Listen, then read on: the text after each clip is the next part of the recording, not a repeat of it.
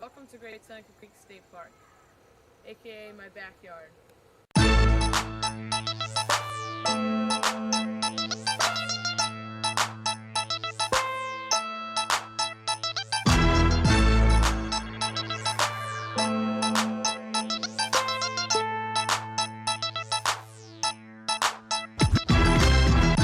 This is where I've been fishing, biking, running, hiking, playing on the playground here, and boating. And it's just where I've grown up. It's a great place for the locals around here, and it's usually a very busy place. It's also gorgeous, but just recently it's been the site of an alien invasion.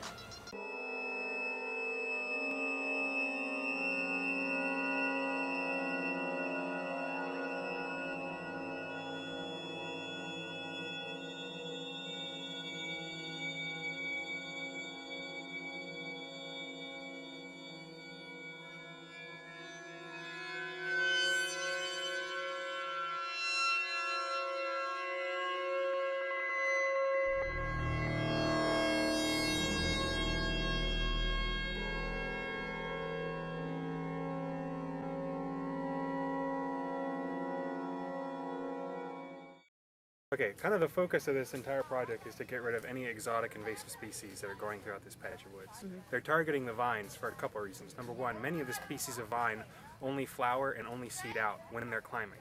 So if we can get them cut out of the trees, their storing population will kind of be cut back a little bit. So it'll be easier in the future years and future months to deal with the problem. Number two, the weight of the vines on the trees will eventually pull the tree down, which is bad if you want a native kind of habitat to be restored throughout the area.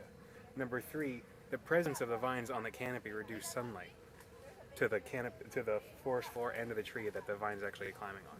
So the tree is not only being choked out, but it's also got extra weight on it, which pull down branches and eventually kill the tree.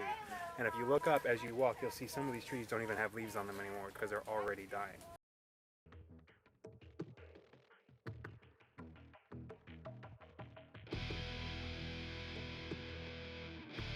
The exotics come in, nothing's used to them, and the wildlife's not used to them, the soil's not used to them, and their presence is just intolerable. So they grow and take over, and they reduce the native population, they reduce recovery, they reduce understory regeneration, and just bit by bit, they'll spread, kill natives, and kind of dominate the system. Let's kill some of these plants.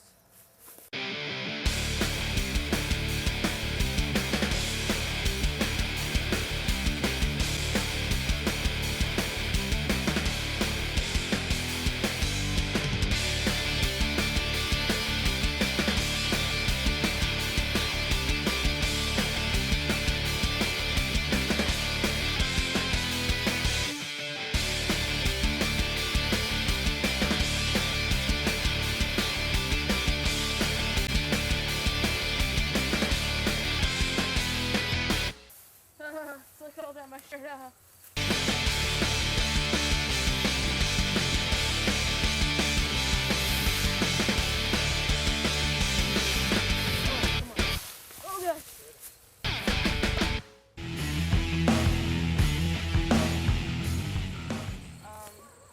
This vine that you see right here climbing up the tree is called Mile a Minute.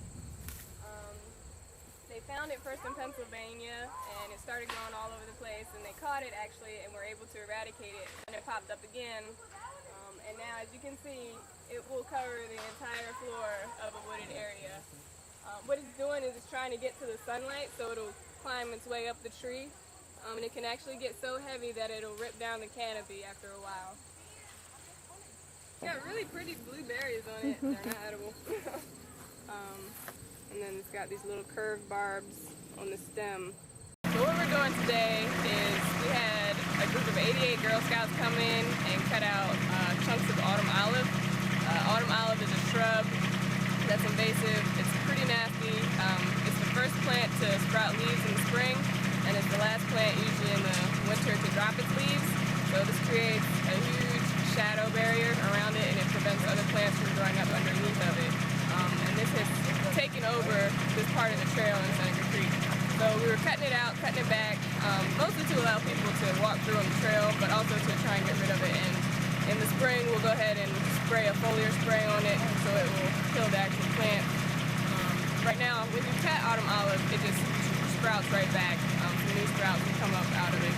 So cutting it down is not really effective. You got to go back and spray it with an herbicide or something. So right now we're just cleaning up the mess that the Girl Scouts cut out. We're just gonna chip everything up in this wood chipper, and I'm gonna go out and cut some more out of the trail with a chainsaw. You can also use a regular pair of loppers just to cut some of the smaller branches. So that's what we're gonna be doing today.